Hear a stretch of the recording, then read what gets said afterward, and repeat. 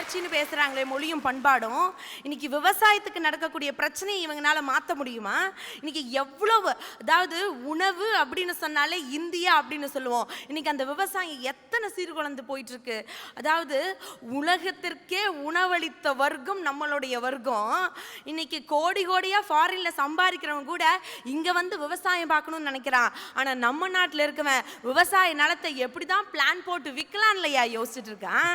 இது எங்கத போய் சொல்ல. அது மட்டுமா, அதாவது நமக்கு கிடைக்காத விஷயத்தை கேட்டு போராடுனா ஒரு பெரிய விஷயமே கிடையாது அதெல்லாம். ஆனா நம்மளுடைய பாரம்பரியத்தை, நம்மளுடைய உரிமையை நம்ம நாட்டில் இருக்கவங்ககிட்ட இன்னைக்கு போராடி தானே கேட்க வேண்டியதா இருக்கு. வேட்டிகள் தினம் நம்ம கொண்டாடிட்டோம், அது என்ன அயல் நாட்டு ட்ரெஸ்ஸா? ஏன் அது நம்மளுடைய பாரம்பரிய உடையான வேட்டியை இன்னைக்கு தான் வேட்டிகள் தினம்னு கொண்டாடிட்டு இருக்கோம். ஜல்லிக்கட்டு ஜல்லிக்கட்டு ஜல்லிக்கட்டு. நான் ஒன்று சொல்றேன், அந்த ஜல்லிக்கட்டை நம்ம கேட்டு பெறக்கூடாது. அது நம்மளுடைய தமிழருடைய வீர அடையாளம் இல்லை. அதைய பறிச்சுட்டாங்களே, அது தளர்ச்சி கிடையாதா?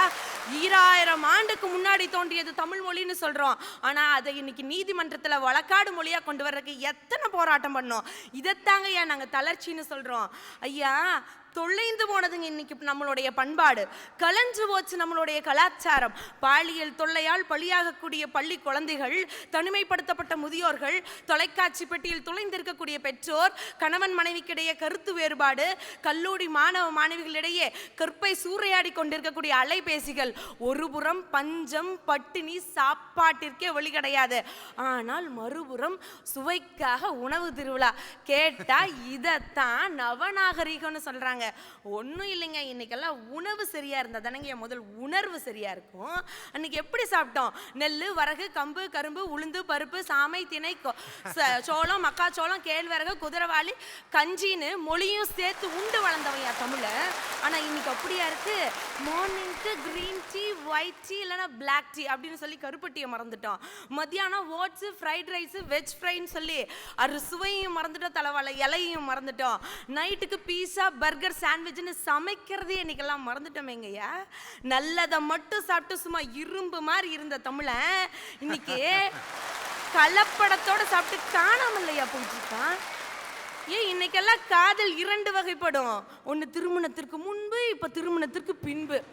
திருமணத்துக்கு முன்பு வரதை கூட விட்டுருங்க, அதெல்லாம் நம்ம கணக்கில் எடுக்க வேணாம். இன்னைக்கு சொல்லவே வெக்கமாக இருக்கிறது.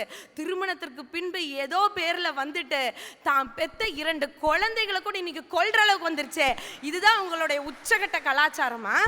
ஒழுக்கம் விழுப்பம் தரலாம், ஒழுக்கம் உயிரினும் ஓமப்படும்னு சொன்னாங்க. உயிரை விட மேலா நினைச்ச ஒழுக்கம் பிறந்த இந்த மண்ணில் இன்னைக்கு யாரு கூட வேணாலும் போகலாம், யாரு கூட வேணாலும் உர வச்சுக்கலாம். அதெல்லாம் அவங்களோட சுதந்திரம்ப்பா, அதெல்லாம் நம்ம தலையிடக்கூடாதுன்னு ஒரு உத்தரவு வந்திருக்கு. நாடு தாங்குமா? பிற நாட்டினரே பார்த்து வியக்கக்கூடிய வண்ணம் தனக்கு எவ்வளோ கஷ்டம் வந்தாலும் பரவாயில்லன்னு சொல்லி தான் குழந்தைக்கு தாய்ப்பாலோடு சேர்த்து நம்மளுடைய பாரம்பரியத்தையும் கலாச்சாரத்தையும் ஊட்டி வளர்த்தவையா அந்த காலத்து வீர தமிழச்சி. ஆனா இன்னைக்கு தாய்ப்பால் கொடுத்தா மார்பகம் வலிக்குதுன்னு 1 மாச பிஞ்சு குழந்தைய சாக்கடையில போட்டு கொண்டுட்டாங்களே. இதுதான் நம்மளுடைய பண்பாடா? வளர்ச்சி வளர்ச்சின்னு பேசுறாங்களே, இவங்களை எங்க தெரியுமாங்க நம்ம மொழியை வளர்த்துருக்கோம்னு சொல்லுவாங்க. கேட்டா கூகுளில் வளர்த்தோம், வாட்ஸ்அப்பில் வளர்த்தோம், ஃபேஸ்புக்கில் வளர்த்தோம், ட்விட்டரில் வளர்த்தோமா.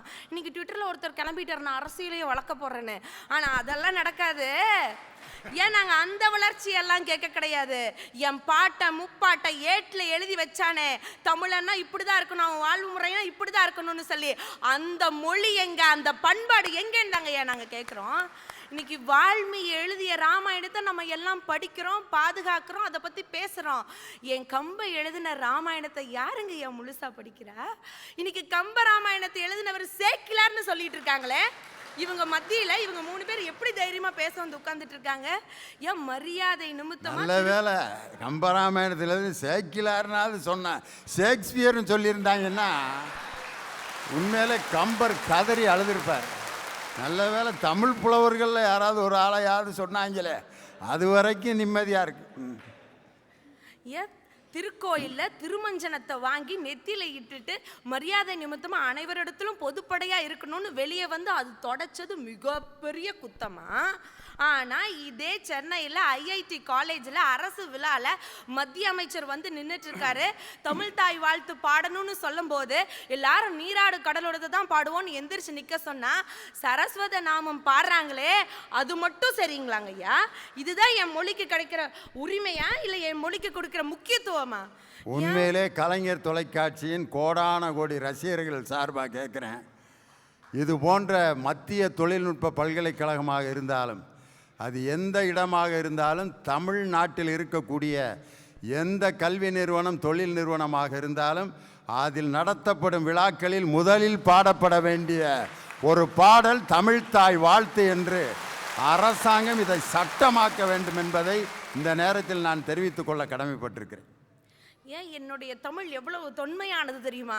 அழகாக சொல்லியிருப்பார் பாரதிதாசன். படி என்ற ஒரே ஒரு சொல்லை வைத்து வரும்படி விகிதப்படி நான் தரும்படி வாக்களித்தபடி கணக்கில் திங்கள் தோறும் கரைப்படி வீதி தமிழ் கழகத்தார்கள் கடைப்படியை மிதிக்கும் முன்னர் எண்ணி வைத்தார் பெரும்படியாய் செய்த தொண்டு படிக்கணக்கை பேசிவிட்டால் கண்டபடி. அதுக்கு அந்த அம்மா பதில் சொல்லும், அப்படியா அறியாதபடியா சொன்னேன், நாம் தமிழர் படிப்படியாய் முன்னேற்றத்தை எப்படியாய் பெறுவாராயின் நம் மக்கள் இப்படியாய் கீழ்ப்படியில் இரார்கள் என்றோ மெய்ப்படி அறிஞர் சொற்படி நடந்தார் மேற்படியார் செப்பியபடி விந்தை பிறக்கும் எப்படிக்கும் முதற்படியாய் தமிழ் படியாய் இருக்க வேணும்னு சொன்னாங்க ஐயா. அன்னைக்கெல்லாம் கணவன் மனைவி தமிழை வளர்க்கணும்னு சொல்லி வாக்குவாதம் பண்ணிக்கிட்டாங்க. இன்னைக்கு தன்னோட குழந்தைய தமிழ் மீடியத்தில் சேர்த்தணும்னு சொன்னா கணவன் மனைவிக்கிடையே விவாகரத்து இல்லை ஆயிட்டு இருக்குது. இதை எப்படி இவங்கள வளர்ச்சின்னு சொல்றாங்க? அதாவது 2000 ஆண்டிற்கு முன்பு முப்பால் கண்டது, 3000 ஆண்டுக்கு முன்பே இலக்கணம் கண்டது, 4000 ஆண்டிற்கு முந்தைய நாகரிகத்தை கொண்டது. அந்த மொழி எங்கே மறைந்து போனதா இல்ல மறந்து போனதா? வள்ளுவம் எங்கள் வாய்மொழியாகும், பன்மொழி எங்கள் படிப்பினையாகும்னு சொன்னோம். மரப்பாச்சி பொம்மையே ஆனாலும் மாறாப்பு கட்டி விளையாட, அதுதான் நம்ம கலாச்சாரம்னு சொன்னோம். அதாவது எவ்வளோ விஷயம் இருந்தாலும் கூட, அதாவது பார்த்தீங்கன்னா தாமரை பார்க்க ரொம்ப அழகா பெருசா இருக்கும், ஆனால் அதெல்லாம் சீக்கிரம் வாடிடும். அதாவது வானத்தில் நட்சத்திரம் பார்த்தீங்கன்னா மட்டன் விண்ணிட்டே இருக்கும். ஆனால் இந்த நட்சத்திரம் நல்லா மின்னுதான், அந்த நட்சத்திரம் நல்லா மின்னுதான் பார்க்கறக்குள்ளேயே அந்த நட்சத்திரமெல்லாம் மறைஞ்சிரும். ஆனால் என்னைக்கும் தன்னுடைய கடமை தவறாது மக்கள் நலத்துக்காகவே உதயமாகிறது அந்த சூரியன் தாங்க என் நிலையானது. அது எப்படிப்பட்ட சூரியன் தெரியுமா? இளஞ்சூரியராம் எவருக்கும் இனியவராம் கலைஞரின் திருமகனாம் காசினியில் பிறந்தவராம் அஞ்சுக தாயின் பேரனவர் அஞ்சாத சிங்கம் அவர் விஞ்சு புகழ் கொண்ட செயல் தலைவரா இனிமேல் எதையும் நமக்காக செய்யக்கூடிய தலைவராக உருவெடுத்து விட்டாரு. விரைவில் சூரிய விடியல் வரப்போகிறது, நம் வாழ்வில் இருக்கக்கூடிய இருள் மறைய போகிறது. காத்திருப்போம். அதுவரையிலும் மொழியும் பண்பாடும் தளர்ச்சியே என்று சொல்லி வாய்ப்பளித்த அனைத்து நல்ல நெஞ்சங்களுக்கும் நன்றி பாராட்டி இடம் அமர்கிறேன். வாழ்க வளமுடன்.